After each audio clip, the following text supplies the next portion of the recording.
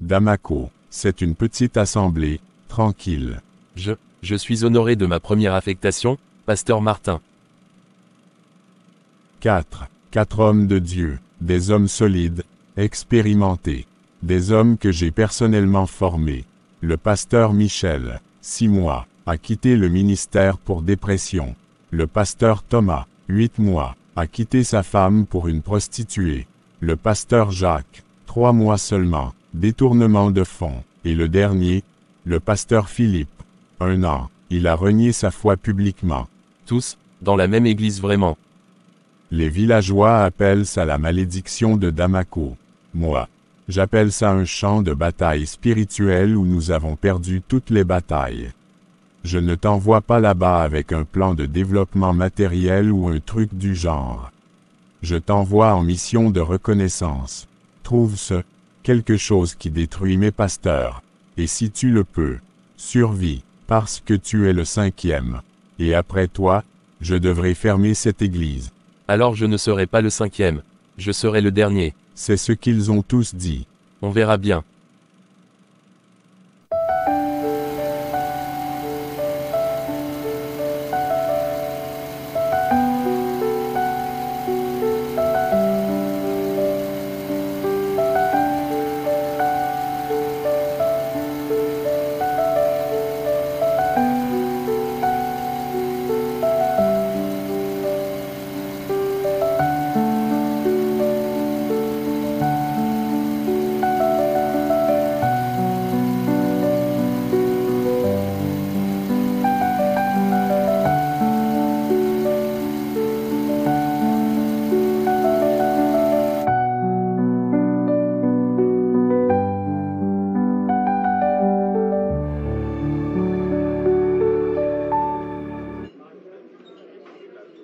Bienvenue, 5e berger. Nous louons fin. Je t'ai entendu prier. C'est une bonne prière, jeune homme. La seule qui tienne ici. Ici, les bergers tombent, mais les loups restent. Méfie-toi des sourires, pasteur. Les plus belles fleurs poussent souvent sur le plus profond des tombeaux. Les clés de ton bureau se trouvent dans le premier tiroir. Et celles de la petite porte de derrière de l'église aussi. Au cas où tu aurais besoin de sortir discrètement. Naama, je ne sais pas par où commencer. Parle-moi, mon amour. Ce village, il pèse déjà sur toi, je le vois. C'est plus grave que ce que pasteur Martin m'avait dit. L'ennemi a élu domicile ici. L'église est instable, les brebis sont traumatisées, et il y a cette femme. Quelle femme? Maman Kadi, elle m'a accueilli, avec des paroles qui ressemblaient à une menace déguisée en bénédiction.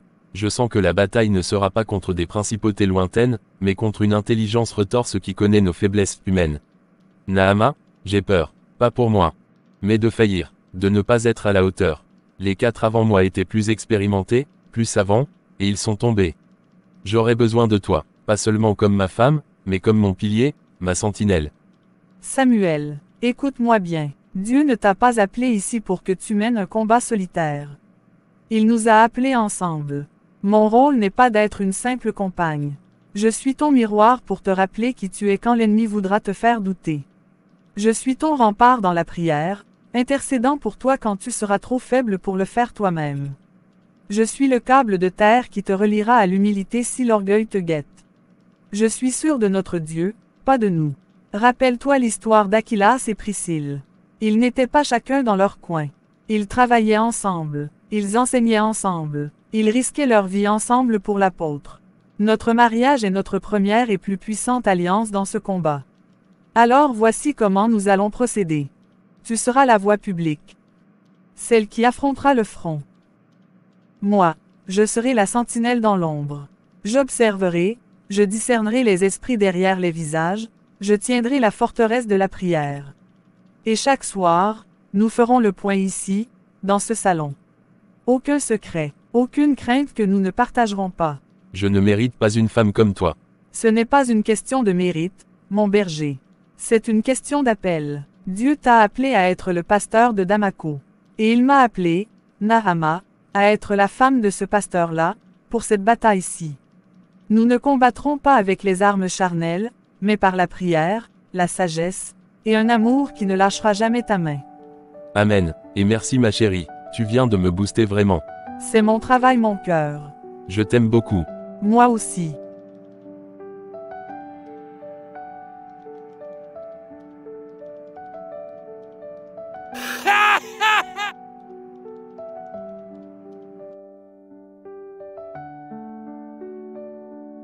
Si quelqu'un est en Christ, il est une nouvelle créature. 2 Corinthiens 5, verset 17. Nous connaissons tous ce verset. Nous l'aimons, il est réconfortant. Mais ce matin, je dois vous dire que nous l'avons édulcoré. Nous en avons fait un slogan, alors que c'est un séisme. Une nouvelle création, ce n'est pas un simple ravalement de façade. Ce n'est pas repeindre en blanc un tombeau plein d'ossements. C'est une rupture totale, une démolition suivie d'une reconstruction par le Maître. Et je vois, dans cette assemblée, beaucoup de tombes repeintes. Beaucoup de vieilles créatures déguisées en nouvelles. Dieu m'a montré des choses sur cette maison, et je dois être fidèle à sa parole, même si elle vous blesse. Parce que la vérité qui blesse vaut mieux que le mensonge qui réconforte. Il y a des hommes ici qui volent. Sur leur champ, sur leur compte, sur leur temps de travail. Vous pillez votre prochain et vous venez le dimanche lever des mains saintes. Vos mains sont pleines de sang. Il y a ici des cœurs adultères. Vous convoitez la femme de votre voisin, le mari de votre ami. Vous nourrissez des pensées impures dans le secret, et vous croyez que Dieu ne voit pas. Vous jouez avec le feu de l'enfer et vous serez brûlés si vous ne vous repentez pas. Mais le plus grave, et c'est ici que Dieu a posé son doigt, c'est la double vie. L'idolâtrie cachée. Je vois des gens qui viennent ici le dimanche, et qui, la semaine, consultent les marabouts. Qui vont allumer des bougies chez les devins, qui enterrent des fétiches dans leur cour pour protéger leurs affaires. Vous ne pouvez pas boire à la coupe du Seigneur et à la coupe des démons. Vous ne pouvez pas vous partager entre la lumière et les ténèbres. Dieu n'est pas un Dieu de compromis, il est un feu dévorant. Être une nouvelle créature, ça veut dire brûler ses idoles. Ça veut dire renoncer à ses pactes secrets avec les puissances de ce monde. Ça veut dire sortir de la médiocrité spirituelle et du syncrétisme mortel. Aujourd'hui, c'est le jour du choix. Le Seigneur vous tend la main. Il veut faire de vous une œuvre nouvelle. Mais pour cela, il faut mourir. Mourir à vos habitudes de péché. Mourir à vos compromis. Mourir à votre vieil homme qui pourrit votre âme. Alors, qui parmi vous est fatigué de l'hypocrisie? Qui veut vraiment devenir une nouvelle création?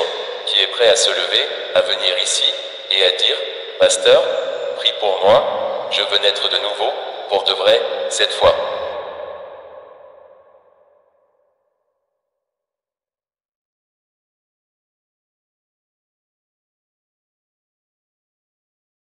Pasteur, merci, c'était un très beau message.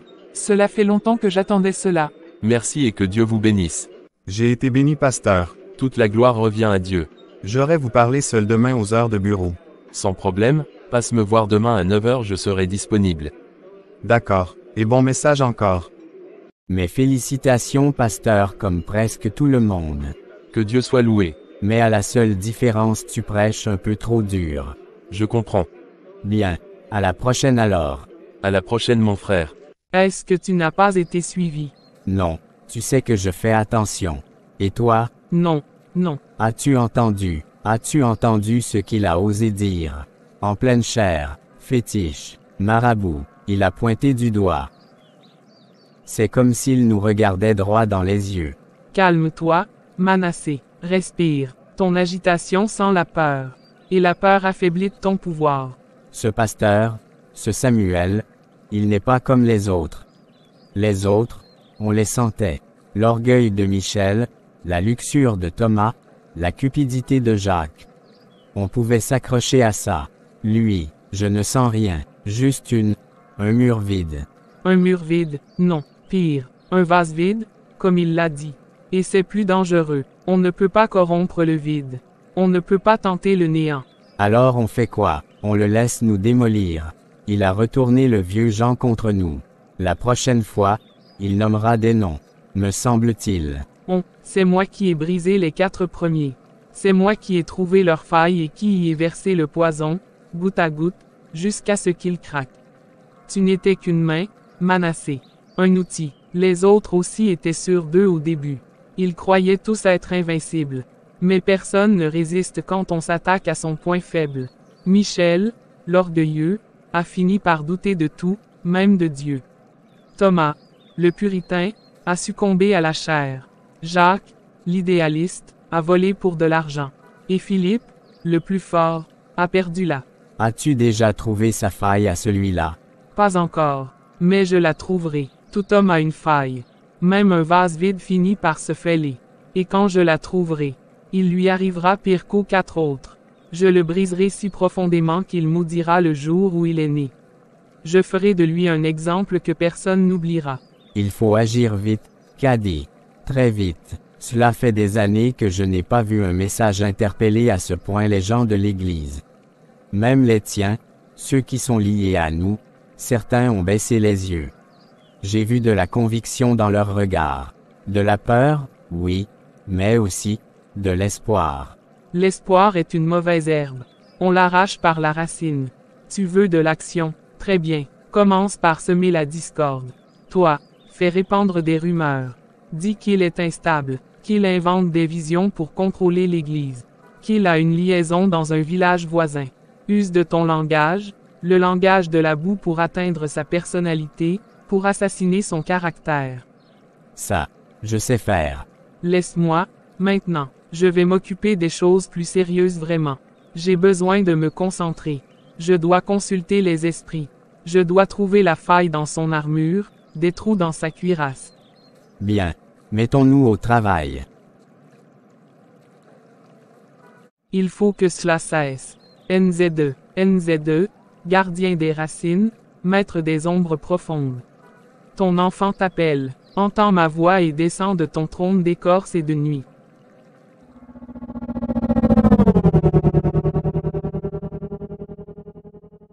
Caddy, fille de la terre sombre, pourquoi troubles-tu mon repos? Pourquoi appelles-tu NZ dans sa demeure à l'heure où les morts marchent? Maître, un ennemi se dresse contre nous. Un nouveau berger est dans l'enclos de pierre des hommes pâles. Il n'est pas comme les autres. Les bergers viennent et partent. Leurs prières sont comme la bruine sur mon écorce. Elles mouillent un instant, puis le soleil les boit.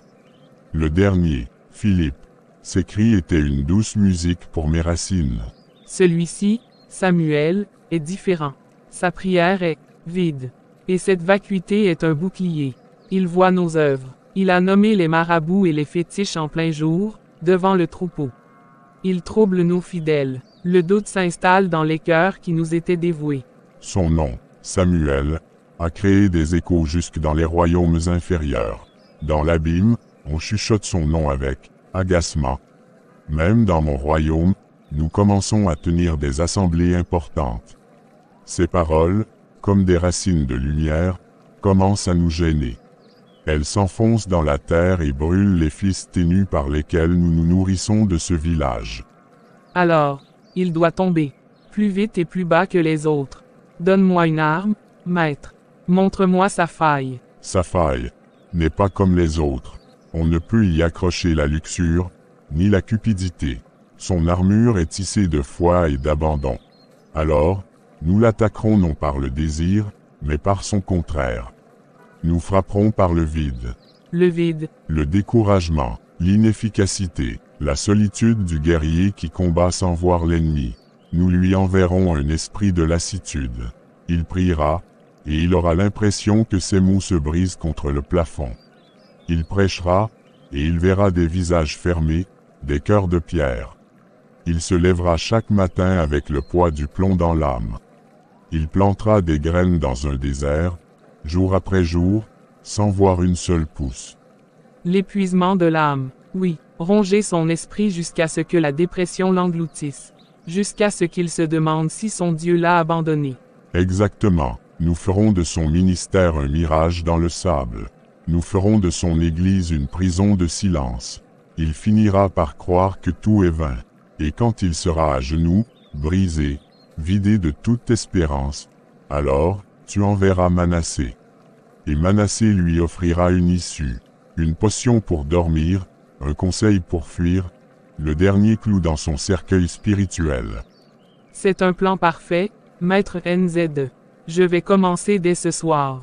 Je vais tisser le voile de ténèbres sur son cœur. Fais vite, fille des ténèbres, car si cet homme persiste, ses racines de lumière pourraient un jour atteindre même les fondations de mon royaume. Que le découragement soit son pain quotidien. Que la solitude soit son ombre. Celui qui demeure sous l'abri du Très-Haut repose à l'ombre du Tout-Puissant. Je dis à l'Éternel, mon refuge et ma forteresse, mon Dieu en qui je me confie. Car c'est lui qui te délivre du filet de l'oiseleur, de la peste et de ses ravages. Il te couvrira de ses plumes, et tu trouveras un refuge sous ses ailes. Sa fidélité est un bouclier et une cuirasse. Tu ne craindras ni les terreurs de la nuit, ni la flèche qui vole de jour, ni la peste qui marche dans les ténèbres, ni la contagion qui frappe en plein midi. Que 1000 tombent à ton côté, et 10 000 à ta droite, tu ne seras pas atteint. De tes yeux seulement tu regarderas, et tu verras la rétribution des méchants, car tu es mon refuge, ô Éternel. Tu fais du Très-Haut ta retraite, aucun mal ne t'arrivera, aucun fléau n'approchera de ta tente, car il donnera des ordres à ses anges à ton sujet, pour te garder dans toutes tes voies. Ils te porteront sur les mains, de peur que ton pied ne heurte contre une pierre.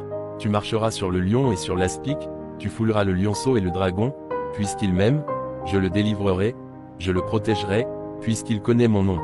Il m'invoquera, et je lui répondrai, je serai avec lui dans la détresse, je le délivrerai et je le glorifierai, je le rassasierai de longs jours, et je lui ferai voir mon salut.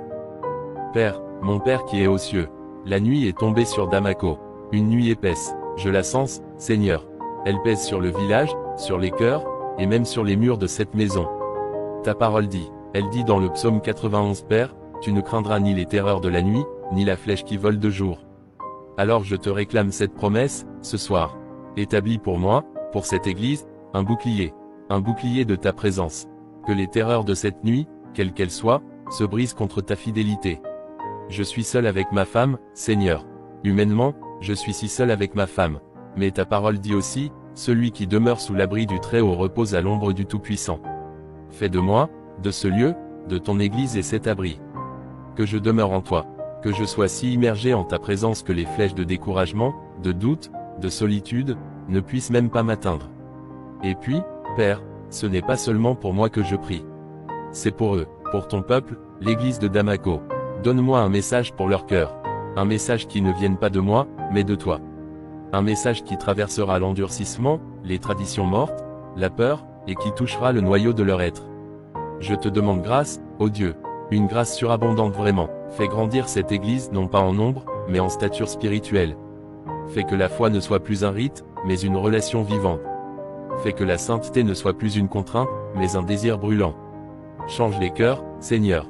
Prends les cœurs de pierre, ces cœurs cicatrisés par des années de compromis, de secrets et de peur, et remplace-les par des cœurs de chair.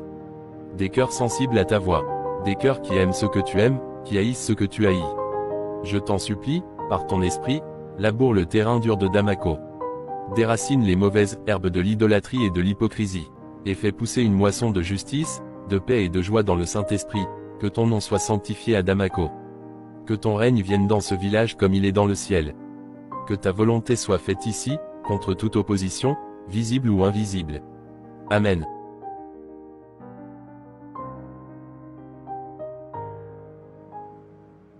Pasteur, merci de me recevoir. Je ne sais pas par où commencer. Prends ton temps, Junior. Ici, tu es en sécurité. Tu peux tout dire. C'est la cigarette, pasteur. Je n'arrive pas à arrêter. J'ai essayé, plusieurs fois, mais c'est plus fort que moi. C'est comme s'il y avait une force en moi, une voix qui me dit, allume-en une, tu verras, ça ira mieux. Et je cède, toujours. Cette force dont tu parles, elle a un nom. La Bible l'appelle la chair ou la nature pécheresse.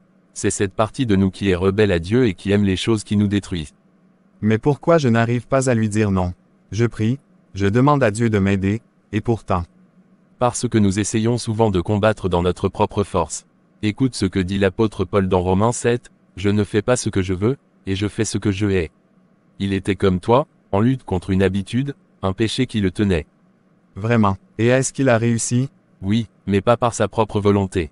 Il a découvert le secret au chapitre 8, « L'Esprit de Dieu vit en vous. » Vois-tu, Junior, ce n'est pas toi qui dois arrêter de fumer par ta force.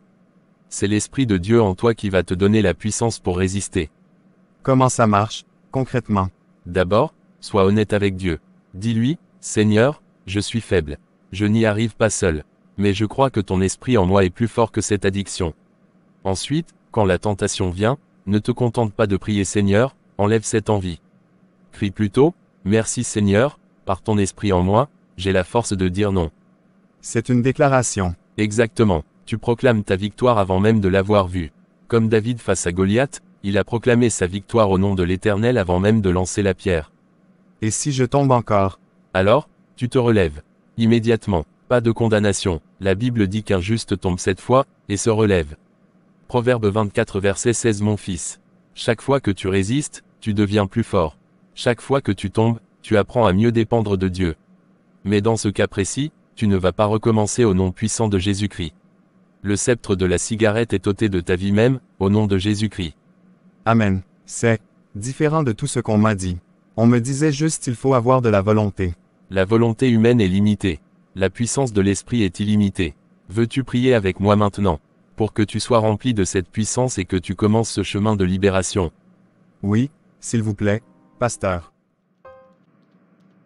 Mon amour, tu as une mine affreuse vraiment. Ça a été une journée très longue. C'était ta première journée de consultation individuelle, n'est-ce pas? Comment cela s'est-il passé? Les gens sont-ils venus? Oh, ils sont venus. Ils sont presque tous venus, un après l'autre, comme si une digue s'était rompue. J'ai écouté des heures durant. Et chérie, ce que j'ai entendu, c'est un naufrage spirituel total. Raconte-moi alors. Frère Albert, un ancien, m'a avoué qu'il n'arrive plus à prier depuis des mois. Il dit qu'il parle dans le vide. Sœur Dorcas, elle pleurait, son mari est accro au jeu. Il passe ses nuits sur des sites de poker en ligne, ils sont criblés de dettes. Et ce n'est que le début. Il confesse des addictions, des haines familiales, des pratiques. Mon amour, certains mènent une vie si éloignée de l'évangile qu'on dirait des païens. Mon chéri. Et le pire, c'est que je les ai regardés, et je me suis demandé. Par où commencer? La tâche est si immense. L'Église n'est pas malade, chérie, elle est en coma spirituel. Face à tout ça, je me suis senti submergé. D'un coup, comme si toute ma motivation, toute ma foi s'écoulait de moi. Je me suis demandé, suis-je à la hauteur? Dieu, as-tu vraiment m'appelé pour ça? Samuel, regarde-moi. Tu n'es pas leur sauveur. Tu n'es qu'un canal. Le médecin divin, c'est Christ. Toi, tu n'es que l'infirmier qui applique le pansement et administre le remède qu'il a prescrit. Mais le remède, la parole, elle semble si faible face à de tels mots. La parole de Dieu n'est jamais faible. Elle est vivante et efficace. Tu as semé aujourd'hui. Tu as écouté. Tu as conseillé. Tu as prié. Maintenant, laisse le Saint-Esprit faire son travail dans les cœurs. Tu ne verras peut-être pas la pause demain, ni la semaine prochaine. Mais elle viendra. N'oublie pas, tu n'as pas été appelé pour réussir par tes méthodes, mais pour être fidèle. Le succès, c'est l'affaire de Dieu. Ta fatigue est normale. C'est le poids de la compassion. Mais ne la laisse pas se transformer en découragement. Demain, tu te lèveras, et tu continueras. Un jour à la fois. Une âme à la fois. Merci, ma femme. Dieu t'a vraiment donné à moi comme une aide précieuse. Tu sais quoi? Quoi, mon amour? Je t'emmène manger quelque part. Là maintenant, ce soir. Oui, là maintenant, ce soir.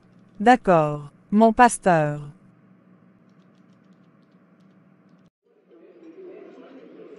Tu es très ravissante ce soir, ma chérie. Merci, mon amour. Toi aussi. Tu es la vraie lune qui illumine ma soirée. Waouh, ça fait longtemps que j'ai pas entendu de telles paroles.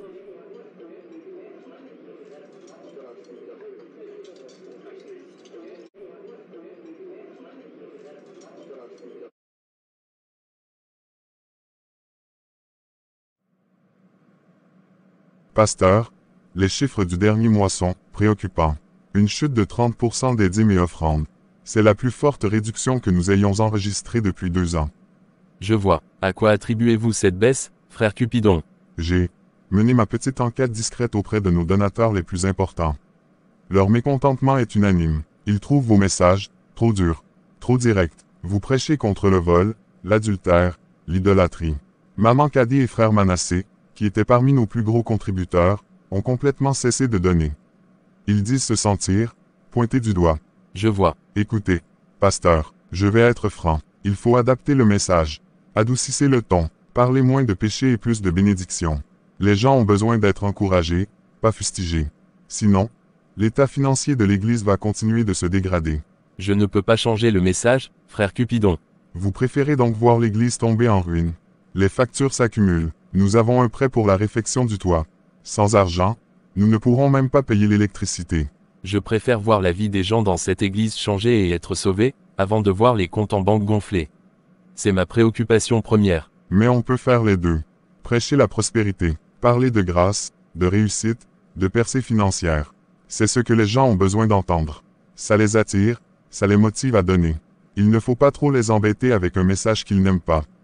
Convainc-moi, frère Cupidon. Montre-moi dans la Bible où il est écrit que je dois cacher la vérité sur le péché pour remplir les caisses.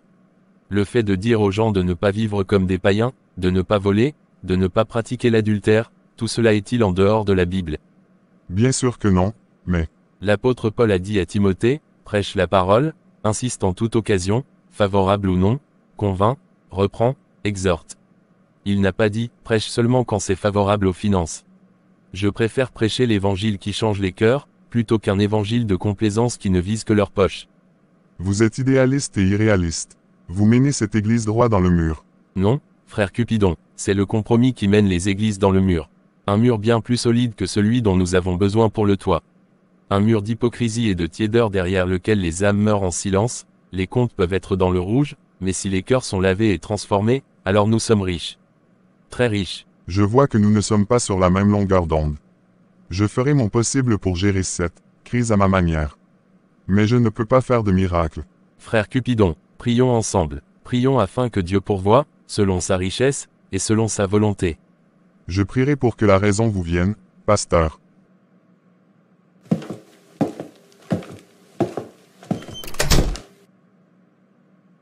Père, ô Père céleste, je viens à toi, vide de moi-même. Le doute m'assaille, non pas sur ta parole, mais sur ma façon de la porter. Je te demande, je t'implore. Donne-moi ta sagesse, la vraie, celle qui descend d'en haut, et qui est d'abord pure, ensuite pacifique, modérée, conciliante. Donne-moi la tempérance dans mes paroles, la justesse dans mes jugements. Que mon zèle ne soit pas un feu dévorant qui brûle, mais une lumière qui guide. J'ai cette conviction, Seigneur, si forte au fond de mon cœur, que l'évangile que je prêche, cet évangile qui appelle à la repentance, à la sainteté, à la rupture avec le péché, c'est ce dont ils ont besoin. C'est le remède à leur mal. Je le sens à 100%. Mais qui suis-je, mon Dieu, pour en être si sûr? Tes voies ne sont pas mes voies. Tes pensées sont tellement plus hautes que les miennes. Et si je me trompais? Si mon intransigeance éloignait ce que tu veux attirer? Si ma rigidité brisait le roseau à demi rompu et éteignait la mèche qui fume encore? Alors, parle, Seigneur. Parle, car ton serviteur écoute. Corrige-moi, ajuste ma vision. Si c'est mon orgueil qui se cache sous des appels à la sainteté, démasque-le. Si c'est ma propre blessure qui parle trop fort, guéris-la. Je ne veux pas être un obstacle sur ton chemin. Je ne veux pas être un pharisien des temps modernes, confondant ma vérité avec la tienne. Alors, je m'accroche à cette seule promesse, si quelqu'un manque de sagesse, qu'il la demande à Dieu, qui donne à tous simplement et sans faire de reproches, et elle lui sera donnée. Je la demande, Seigneur. Je la reçois par la foi. Maintenant. Il ne changera pas son message, Manassé. Je lui ai parlé. Il est ferme comme un roc. À mon avis, il préfère voir l'Église fermer ses portes que de compromettre ce qu'il appelle la vérité. Un roc, tu dis. Même les rocs finissent par se fissurer. Il suffit de trouver la bonne pression. Continue de lui mettre la pression. Les factures qui s'accumulent, les membres qui se plaignent. Fais-le douter, use-le. Non, ça ne marchera pas. Je te dis qu'il n'est pas comme les autres. Michel était orgueilleux, Thomas était faible, Jacques était cupide. On pouvait les tenter, les corrompre. Lui, il n'y a rien à saisir. Il est transparent. Et ça me terrifie. Je ne veux plus continuer cette comédie. Tu ne veux plus. C'est trop tard pour faire marche arrière, Cupidon. Tu es dans le bateau jusqu'au cou. Depuis le début, qui a aidé à détourner les fonds pour la toiture sous le pastorat de Jacques. Qui a falsifié les comptes pour que Thomas puisse cacher ses dettes de jeu. Ton nom est sur tous les papiers. Je me suis repenti. J'ai essayé de me racheter. Tu ne t'es repenti que quand tu as cru que le nouveau pasteur serait aussi malléable que les autres. Maintenant que tu vois qu'il est intègre, tu as peur. Trop tard, tu ne peux pas t'arrêter. Il faut que tu restes dans le bateau et que tu rames avec nous. Sinon, Quoi? je balance tout, les détournements, les faux en écriture. Tu finiras en prison, Cupidon, et ta réputation de bon chrétien, de trésorier modèle, volera en éclats. Tout le monde saura que tu n'es pas plus chrétien que moi ou que maman Caddy. Nous sommes tous dans la boue ensemble. Que veux-tu que je fasse? Mentir. Continue, fais ton petit trésorier fidèle. Mais trouve un moyen de le faire plier. Use-le financièrement. Semez la discorde parmi les anciens. Fais en sorte que chaque jour soit un combat pour lui. Tout le monde a un point de rupture. On va juste devoir pousser un peu plus fort avec celui-là. Alors, que dit Cupidon? Le vent a-t-il tourné dans notre sens? Cupidon, il a voulu jouer les repentis. Il avait peur, il voulait arrêter. Et? Je lui ai rappelé les dettes de sang qu'il a envers nous. Les comptes falsifiés, l'argent détourné. Je lui ai fait comprendre que s'il nous lâchait, il finirait derrière les barreaux. Il est rentré dans le rang. Bien, mais il est faible, il faut le surveiller. La peur est un bon aiguillon, mais elle peut aussi pousser un homme à faire des bêtises. Il faut intensifier la pression sur le pasteur. De tous les côtés, que ses fidèles se plaignent de sa rigidité, que ses comptes soient dans le rouge, que son sommeil soit hanté, qu'il se sente seul, incompris, assiégé. Cupidon va s'occuper du côté financier. Et pour les fidèles, j'ai déjà des oreilles qui répandent la rumeur qu'il est trop sévère, qu'il va faire fuir tout le monde. Ce ne sera pas assez. Cet homme a une armure spirituelle. Les petites flèches du découragement ne suffiront pas. Il faut une tempête. Un ouragan même. Je ne vais pas abandonner. Loin de là. Cette nuit, je vais entreprendre un voyage. Un voyage astral. Un voyage astral. Où tu vas? Je vais quitter mon corps. Je vais descendre. Plus loin que la dernière fois. Je vais me rendre dans les régions inférieures, là où résident les entités de la disette, de la stérilité et de la malédiction familiale. Les fléaux. Exactement. Je vais parler avec eux. Je vais négocier, et je vais les envoyer en expédition. Une expédition directe vers la maison du pasteur. Ils vont traverser ses murs. Ils vont s'infiltrer dans son sommeil, dans ses pensées, dans l'air même que sa femme respire. Nous allons attaquer son foyer, sa paix, son dernier refuge. Quand son propre foyer deviendra une forteresse assiégée de l'intérieur, nous verrons si sa foi tiendra toujours aussi ferme. C'est risqué. Ces entités-là sont difficiles à contrôler. Je ne veux pas les contrôler. Je veux juste les lâcher. Comme on lâche des chiens affamés. Maintenant, laisse-moi. J'ai un long voyage à préparer. Que le succès soit à nos côtés. L'énergie du grand maître transporte-moi, jusqu'aux entrailles de la terre. Nayame, mère de la famine, reine des foyers stériles. Je viens à toi du fond des âges. Caddy, tu oses venir à Niamey. Mon nom porte malheur même au corbeau. Grande Nayame, mère de la disette, j'ai besoin de ta puissance. Un ennemi se dresse. Un berger me donne du fil à retordre. Sa lumière commence à brûler nos racines. Les bergers, leurs prières sont de l'eau pour ma soif. Leurs espoirs sont mon festin. Le dernier, Philippe, son désespoir m'a nourri pendant une lune. Celui-ci, Samuel, résiste. Son foyer est son roc. Sa femme, sa paix. Brise-les, apporte la disette dans sa maison. Pas la disette de nourriture seulement, la disette de joie. La disette de paix. Que le trouble soit son pain quotidien. Pourquoi Niamey ferait-elle cela? La disette est mon royaume.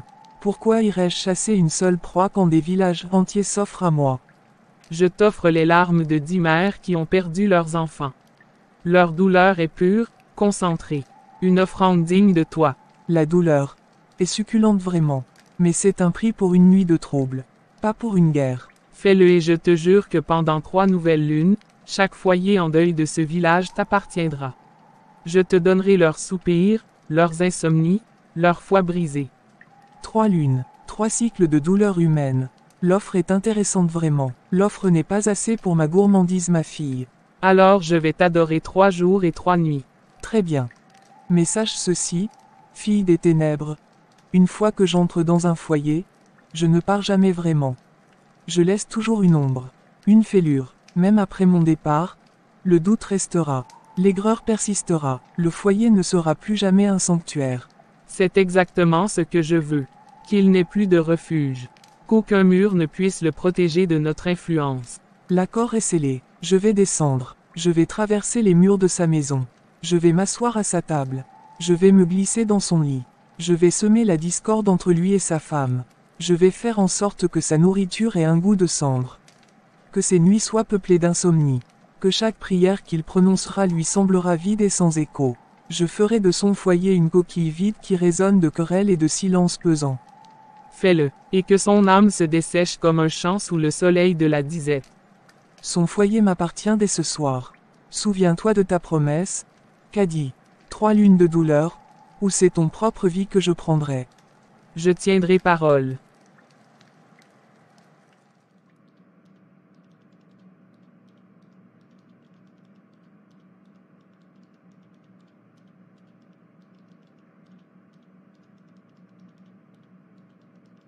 Me voilà, mon amour.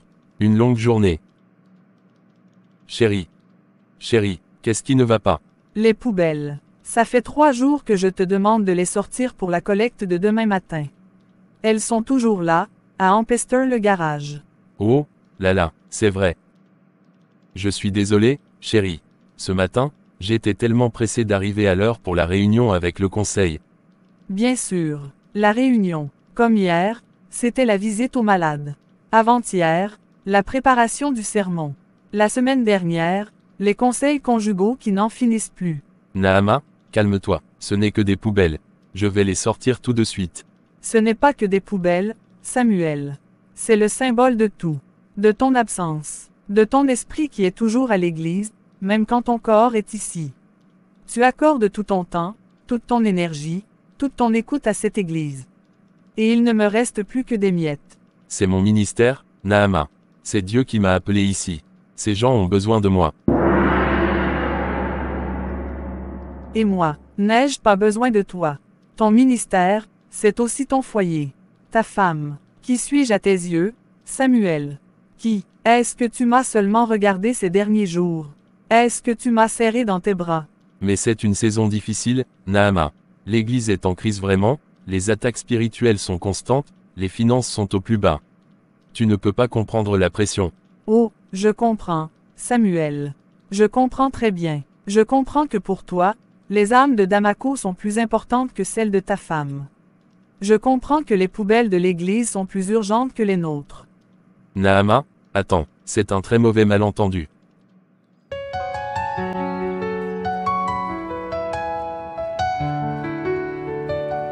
Seigneur, parfois j'avance sans comprendre. J'ai des blessures que je cache sous mon sourire. Il m'arrive de tomber, de douter, de me taire. Mais au fond de moi, je ne veux pas fuir. Je me rappelle tes paroles, tes promesses, même quand mon âme est en détresse. Je sais que tu ne m'abandonnes pas, tu es toujours là. Je veux te servir, même quand c'est dur, quand le vent se lève et que tout s'efface. Je veux rester ferme, suivre tes pas, car ton amour me tient dans la tempête. Je veux te servir de tout mon cœur, même si parfois je me sens faible. Fais de ma vie une offrande vivante. Seigneur, je veux te servir.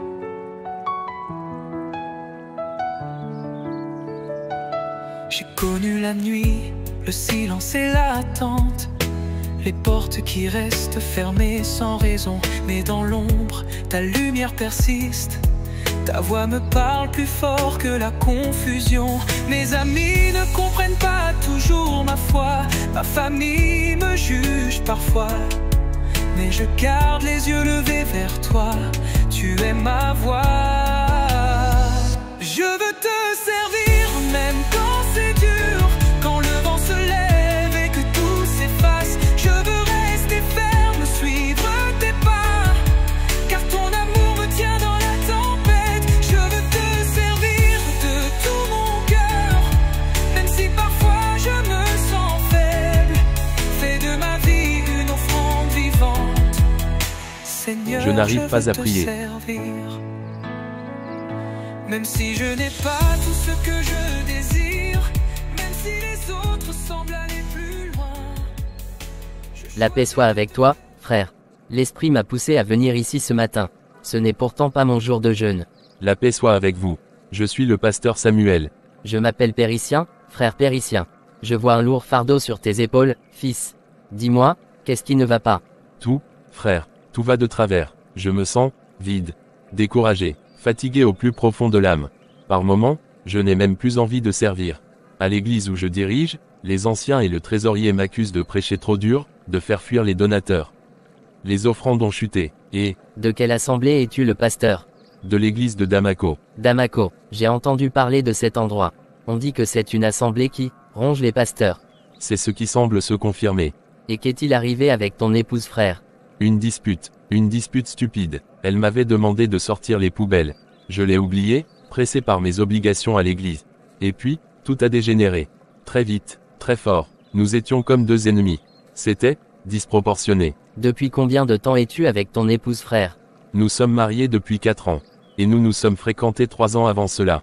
7 ans. 7 ans à connaître quelqu'un, à partager sa vie, à l'aimer, et une simple question de poubelle suffit à déclencher une telle tempête. Est-ce que cela ne te semble pas étrange? Maintenant que vous le dites.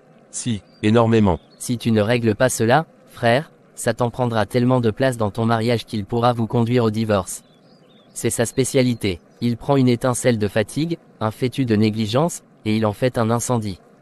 Pour un chrétien, et surtout pour un pasteur, le mariage n'est pas qu'une union. C'est une forteresse, et Satan adore faire des brèches dans les forteresses. Je prie pour mon foyer, frère. Je prie beaucoup. Prier et jeûner sont excellents. Ce sont des armes puissantes pour contrecarrer les plans de l'ennemi. Mais il y a quelque chose de plus fondamental encore que la prière et le jeûne. Quoi donc? Un cœur qui écoute. Un cœur qui écoute n'est pas juste des oreilles qui entendent. C'est une disposition de l'âme. C'est l'humilité de se dire, ce que dit mon épouse même si cela me semble insignifiant, a de l'importance. Sa fatigue, son sentiment de négligence, sont réels. Un cœur qui écoute nous pousse à prendre en considération la perspective de l'autre. Et quand on prend en considération la perspective de l'autre, cela nous pousse à prendre de meilleures décisions. Des décisions d'humilité, de service, de pardon. Les bonnes décisions, frère Samuel, sont la colle qui maintient l'unité du couple. C'est vrai, je n'ai pas écouté. J'ai juste justifié mon oubli par mon ministère. Satan le sait. Il sait que s'il peut t'empêcher d'avoir un cœur qui écoute envers ta femme, il peut aussi, par la même brèche, t'empêcher d'avoir un cœur qui écoute envers Dieu. Il brouille les fréquences. Il amplifie les frustrations. Il isole. Un pasteur dont le foyer est en ruine est un guerrier qui combat avec un bras attaché dans le dos. Que dois-je faire?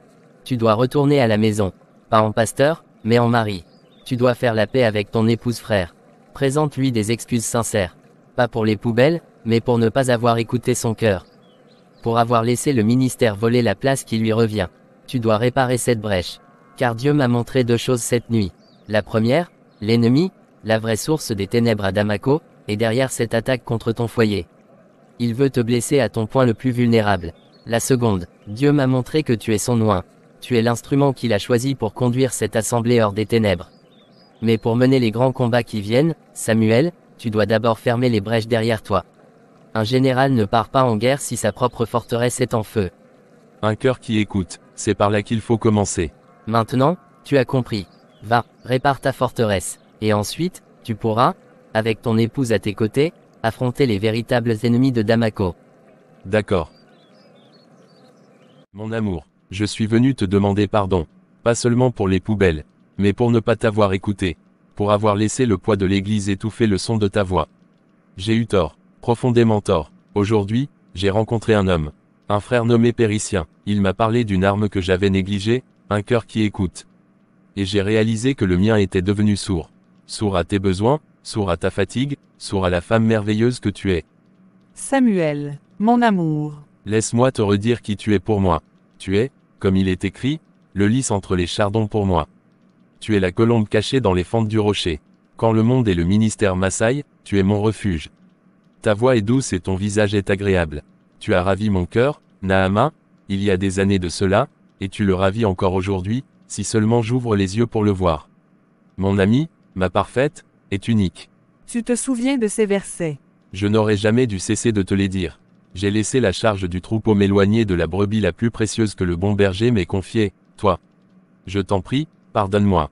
Pardonne mon cœur distrait, mon esprit absent, mes priorités désordonnées. Il n'y a rien à pardonner, mon amour. Je n'étais pas facile non plus.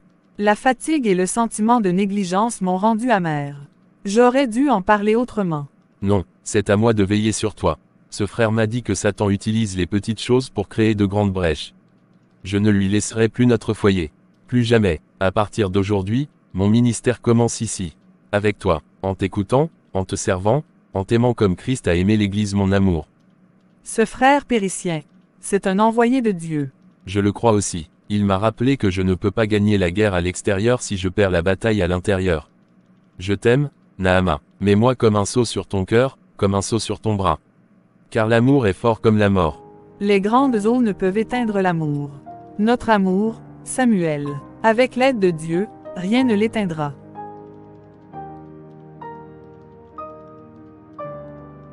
Ferme tes yeux et lève la tête, maintenant. Quoi encore? Fais-moi confiance. D'accord.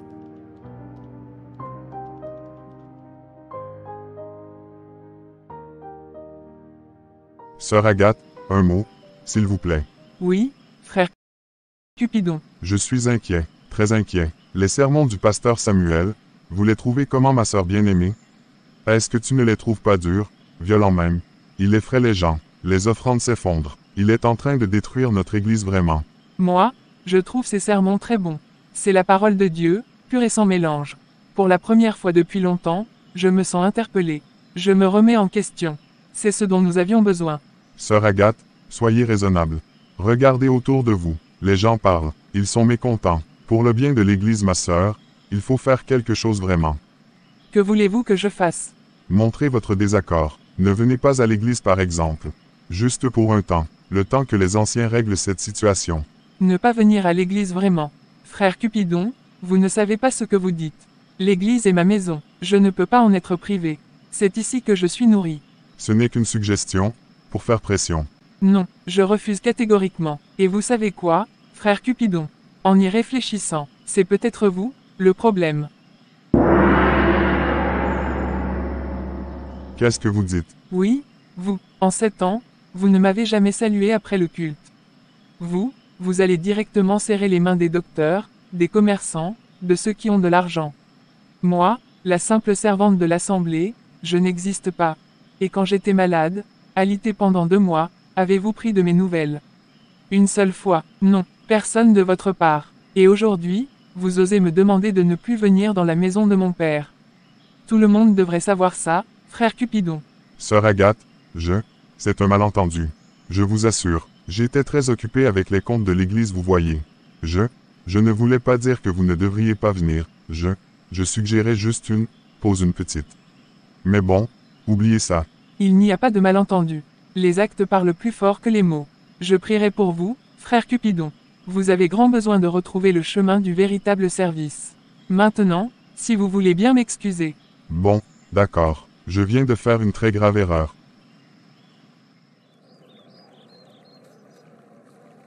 Frère Périssien, la dernière fois que nous nous sommes vus, j'étais anéanti.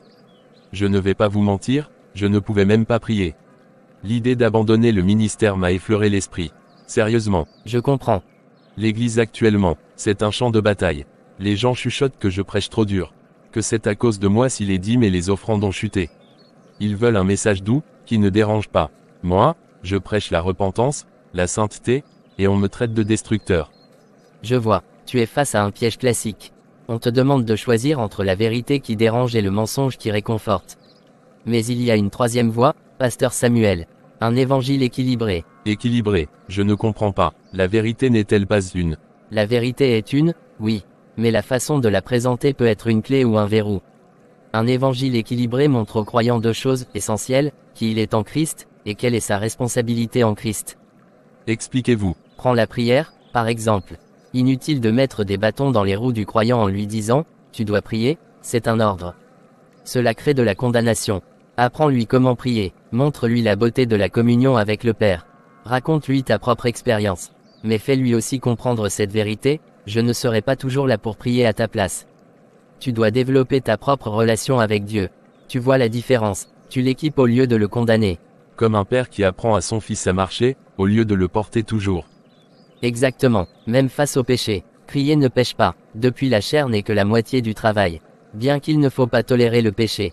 Enseigne-leur la vie nouvelle en Christ. Explique-leur comment marcher dans la sainteté par la puissance du Saint-Esprit. Montre-leur le chemin de la restauration quand ils tombent. Donne-leur des outils, pas seulement des règles. Et pour les offrandes, c'est là que beaucoup tombent. Ne manipule pas les gens en leur disant « Donnez pour recevoir une bénédiction financière ». C'est un évangile de marché.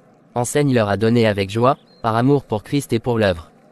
Apprends-leur que la générosité est le cœur de Dieu, et qu'elle libère la grâce, sous toutes ses formes, pas seulement l'argent. Sache ceci, Samuel, les difficultés que tu rencontres ne sont pas que humaines. Des démons puissants sont déchaînés contre toi pour déstabiliser ton ministère. Ils utilisent les finances, les critiques, le découragement. Mais Dieu se tient pour toi. L'onction de Dieu sur ta vie, cette même onction qui brise le joug, va faire la différence. Elle rendra tes paroles vivantes et pénétrantes. Elle te donnera la sagesse pour aimer les brebis tout en tenant ferme sur la vérité. Tu es le 5e berger de cette assemblée. Avec toi commence une nouvelle saison de grâce. La surabondance de la grâce de Dieu est relâchée. Cette assemblée a souffert trop longtemps. N'oublie pas, tu es le 5e berger. Dans la Bible, le chiffre 5 nous rappelle que tout ce que nous avons reçu, nous l'avons reçu par grâce. Ce n'est pas par nos œuvres, mais par la faveur divine que nous tenons debout. Là où l'ennemi veut t'abattre, la grâce de Dieu te relève. Dieu va donner un exemple de sa puissance en t'utilisant comme instrument. Que dois-je faire, alors? Continue, mon frère. Continue à servir Dieu. Serre-le en profondeur. Creuse dans sa parole. Prie en esprit. Pendant que tout le monde dort soit devant le trône, pendant que les autres font 1 kilomètre dans sa présence, fais-en 2.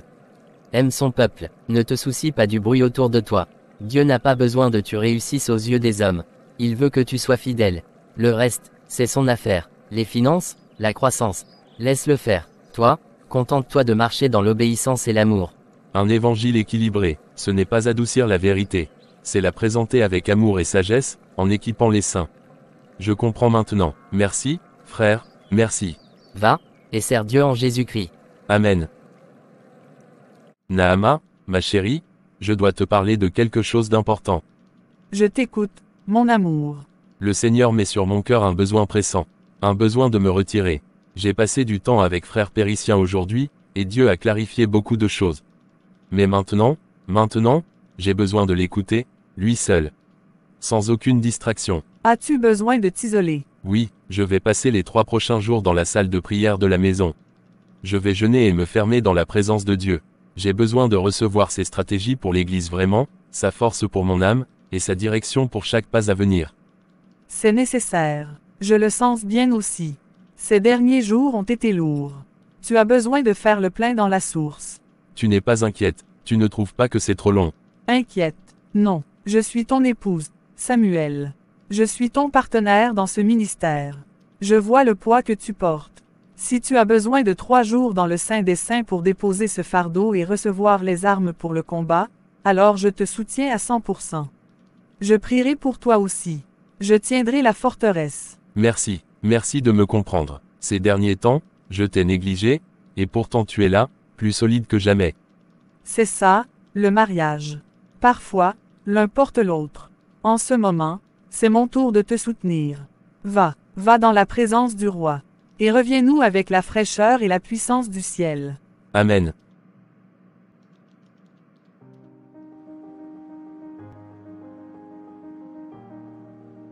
Père Saint, je me présente devant toi, vide de moi-même.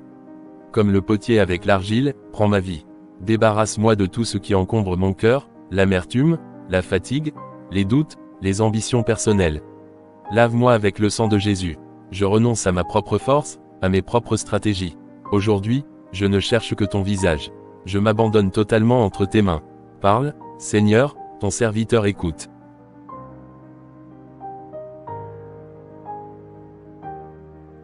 Dieu de sagesse infinie, merci pour le silence et la paix de ce lieu. Maintenant, ouvre mes yeux spirituels. Montre-moi ce que tu vois dans ton église à Damaco. Révèle-moi les racines cachées des problèmes, les plans de l'ennemi et tes stratégies pour en triompher. Donne-moi la clarté pour ton message et la direction pour ton peuple. Je reçois ta sagesse d'en haut, pure et pacifique. Guide chacun de mes pas. Au nom de Jésus.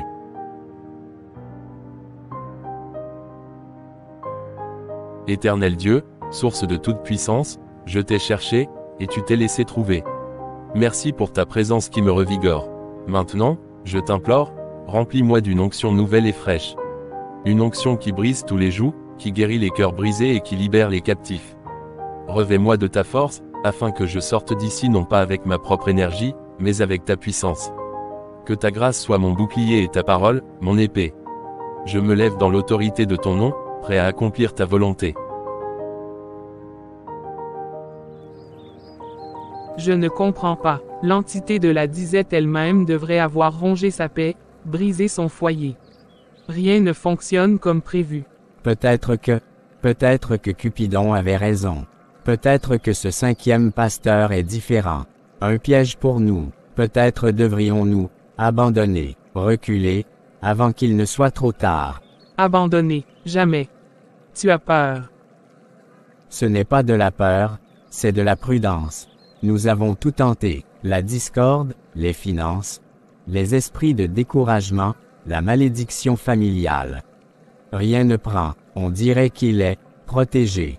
La prudence est le refuge des lâches. On ne gagne pas une guerre en battant en retraite au premier échec. 20 fois sur le métier, remettez votre ouvrage. On ne lâche rien. Mais Caddy, réfléchis. Chaque échec nous affaiblit et le renforce. Nous gaspillons notre puissance. Tais-toi. Ton rôle n'est pas de réfléchir, mais d'obéir. Tu devrais te concentrer sur ce que tu as à faire. Semer la zizanie parmi les anciens, comme convenu. Au lieu de cela, tu viens me parler de défaite. Je retournerai vers Nayame pour savoir ce qui s'est passé réellement. Je vais faire un autre voyage. Toi, continue. Tu peux y laisser ta vie. N'y retourne pas. Lâche. Retourne à ton ouvrage. Emmène-moi. Emmène-moi. Nayame. Menteuse que tu es, traîtresse. Tu m'avais promis la disette. Tu avais juré de réduire son foyer en cendres. Où est ta puissance? Le pasteur est plus fort que jamais. Tu es bruyante fourmi, tu déranges la quiétude de mon désert. Ta querelle ne m'intéresse plus. Ne t'intéresse plus. Nous avions un pacte. Je t'ai offert des larmes pures. Tu devais semer le trouble dans sa maison. J'ai essayé, mais une lumière, une barrière de prière pure et d'amour résilie m'a repoussé. Son foyer n'est plus une simple maison, c'est un sanctuaire. Même moi, Niamey, je ne peux rien contre la consécration. Ce sont des excuses vraiment. Tu n'es qu'une entité faible. Tu as peur de lui. Peur, insolente que tu es. Tu parles à la reine de la famine. Je dévore des continents, j'assèche des empires. Ce pasteur et sa foi m'irritent. Mais toi, tu m'insultes dans mon propre royaume. J'exige que tu réessaies. Trouve une faille. Utilise une autre ruse pour l'atteindre.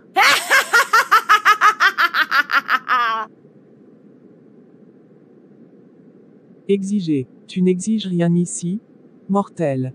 Ton arrogance a épuisé ma patience. Tu voulais de la destruction. Tu en auras, mais pas pour lui. Puisque ce royaume ne te semble pas assez puissant, tu vas y goûter pleinement. Tu ne retourneras pas sur terre. Tu vas rester ici, prisonnière. Tu seras l'esprit de la disette que tu as tant invoqué. Tu erreras dans ce désert pour l'éternité, assoiffé, affamé, rongé par le vide que tu voulais infliger aux autres. Non, non, non.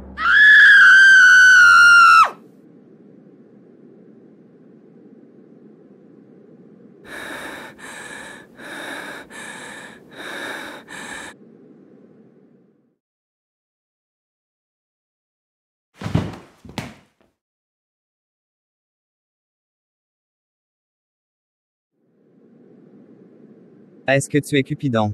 Oui, c'est moi. Vous êtes Pablo. Disons que je suis la solution à tes problèmes. Donne-moi l'argent.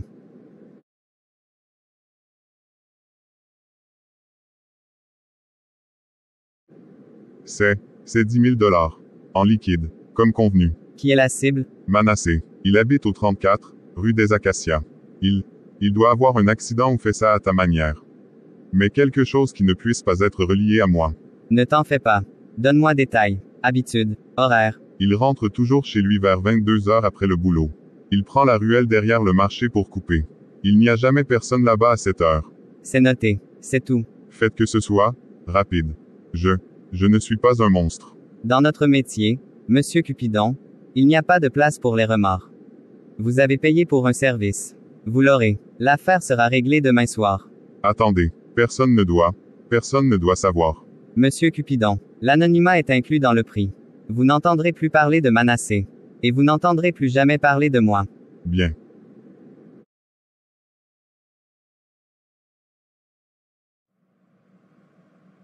Pasteur Samuel, il faut que je vous parle. C'est au sujet de maman Caddy. Frère Jean, qu'y a-t-il? Est-ce qu'elle est venue se plaindre encore? Non, pasteur, c'est bien plus grave. On l'a retrouvée ce matin.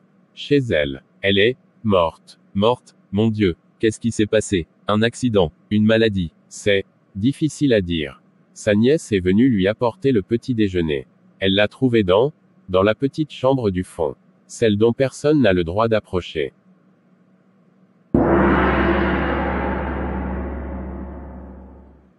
La chambre mystique. Oui, elle était au centre, allongée sur le sol, à l'intérieur d'un dessin, un pentagramme, tracé à la craie. Une boule de cristal était brisée à côté d'elle. Aucune trace de violence. Son visage était figé dans une expression de terreur absolue. Une terreur absolue, Seigneur. Les gens du village chuchotent déjà. Ils disent qu'elle a dû aller trop loin dans un de ses voyages. Qu'elle a rencontré quelque chose dont elle n'a pas pu revenir. Je n'y comprends rien. C'est triste vraiment.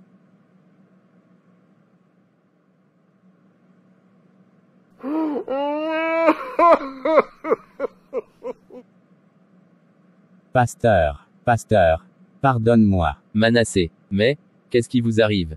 C'est de ma faute. C'est notre faute. Je lui avais dit, pasteur. Je lui avais dit de ne pas y aller. Je l'avais supplié. De ne pas aller où, Manassé? Parlez clairement, je vous en prie. Dans l'astral, dans ces royaumes maudits, elle voulait invoquer une puissance plus forte pour vous détruire, et je lui ai dit que c'était de la folie. Mais elle n'a pas écouté. Elle m'a traité de lâche. Et maintenant elle est morte. Manassé, qu'est-ce que vous me racontez là? Me détruire? Tout est de notre faute. Maman Caddy, Cupidon et moi. C'est nous. Depuis le début, nous étions derrière tout. Les rumeurs, la chute des offrandes, la révolte des anciens. Même l'esprit de discorde dans votre foyer. C'était notre œuvre. Nous avons juré de faire tomber chaque pasteur. Les 4 précédents, nous avons trouvé leurs faiblesses et nous les avons poussés à la chute. Mais vous étiez différents. Nous ne trouvions aucune prise. Alors elle a utilisé la sorcellerie. Elle a invoqué des esprits de découragement, de disette. Mais rien n'y faisait. Votre foi était un rocher. C'est Dieu qui se tient pour vous, pasteur. Je le vois maintenant. Nous nous battions contre lui. Et aujourd'hui, il a frappé. Il a frappé Caddy pour son insolence. Et j'ai si peur d'être le prochain. Je ne veux pas aller en enfer, pasteur. Pardonne-moi. Prie pour moi. Chasse ces démons de moi. Je confesse tout. Je nomme tout. Je veux être libre. Au nom de Jésus, sauve mon âme. Le sang de Jésus-Christ a le pouvoir de laver le péché le plus noir. La confession est le chemin de la liberté. Je te pardonne. Au nom de Jésus, je te pardonne. Et maintenant, nous allons prier. Nous allons fermement renier tous ces pactes, toutes ces alliances avec les ténèbres. Et nous allons réclamer ton âme pour le royaume de Dieu. Père éternel, Dieu de toute grâce et de toute miséricorde, nous nous présentons devant ton trône de grâce, au nom puissant et victorieux de ton Fils, Jésus-Christ de Nazareth. C'est en lui, par lui et pour lui que nous venons. Seigneur, nous plaçons l'âme de ton serviteur Manassé devant toi. Il vient de briser le silence des ténèbres par la confession. Il a nommé ses péchés, ses complots, ses alliances impies. Et maintenant, Père, selon ta fidélité et tes compassions, selon ta promesse qui dit que si nous confessons nos péchés, tu es fidèle et juste pour nous pardonner et nous purifier de toute iniquité, nous réclamons maintenant le pardon total et absolu pour Manassé. Lave-le, purifie-le, par le sang précieux de Jésus qui purifie de tout péché. Et maintenant, Satan, nous nous adressons directement à toi, au nom qui est au-dessus de tout nom, le nom de Jésus-Christ. Nous te lions, toi et toutes les légions des ténèbres qui ont été invoquées, associées ou qui se sont attachées à la vie de Manassé à travers ces pactes de sorcellerie, de manipulation, de destruction et de meurtre. Nous te brisons, toi et tout ton pouvoir, par l'autorité que Christ a remportée à la croix. Nous déchirons, annulons et réduisons en poussière tout pacte, tout serment, tout contrat signé dans le sang, prononcé par la parole ou scellé dans le monde spirituel par Manassé ou en son nom. Qu'il soit brisé, cassé, rendu nul et non avenu par la puissance supérieure du sang de l'alliance éternelle. Nous révoquons toute délégation d'autorité donnée au royaume des ténèbres. Nous brisons tout lien, toute corde, toute chaîne, tout attachement, tout transfert d'énergie maléfique. Qu'il soit consumé par le feu du Saint-Esprit. Au nom de Jésus, nous ordonnons à tout esprit familier, à tout démon de manipulation, de mensonge, de meurtre, de sorcellerie, de peur, de culpabilité et de condamnation qui s'était installé dans la vie de Manassé, sors de lui maintenant. Déloge, va là où le Seigneur Jésus-Christ t'ordonne d'aller. Tu n'as plus aucun droit, plus aucune place, plus aucune emprise sur lui.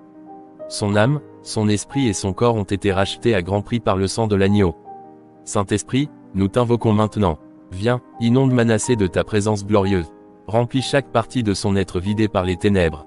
Guéris ses blessures intérieures, ses souvenirs douloureux. Brûle tout résidu de péché et d'oppression.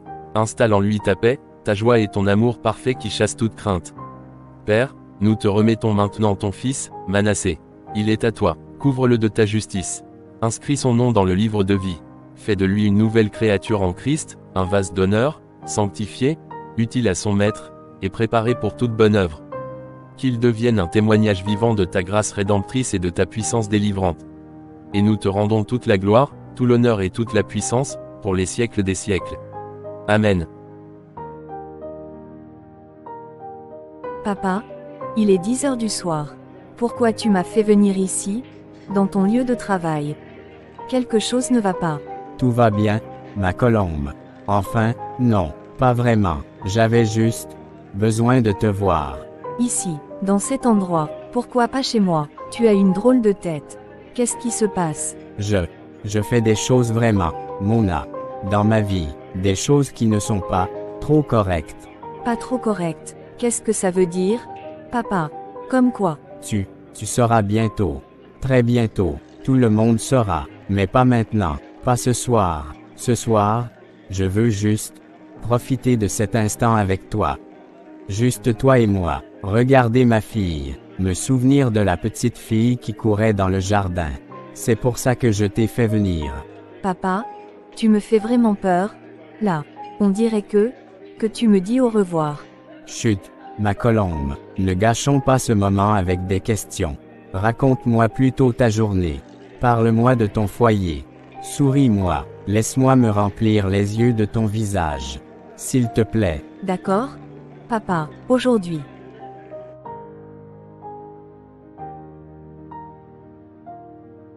Où est-ce qu'il est? Pourtant, c'est à cette heure qu'il doit passer, je crois. Ok. Le voilà arrivé. Monsieur, puis-je vous poser une question? Venez donc, jeune homme. Pas de souci. D'accord, c'est gentil.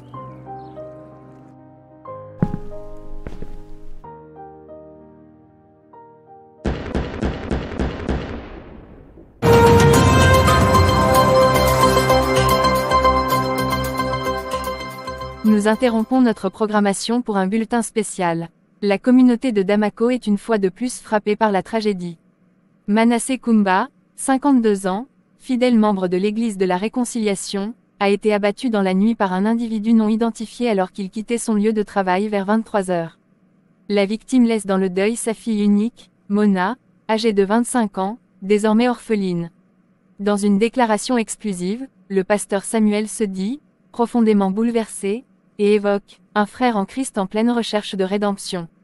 Ce drame survient à peine quelques jours après le décès soudain d'une autre figure éminente de cette assemblée, créant un climat de stupeur et d'incompréhension. Les enquêteurs sont à la recherche du ou des tireurs tandis que toute une communauté tente de trouver du réconfort dans la prière. Toutes nos condoléances à la famille et aux proches de Manassé Kumba. Mon Dieu, qu'est-ce que je fais? Je suis un meurtrier. J'aurais pas dû faire ça.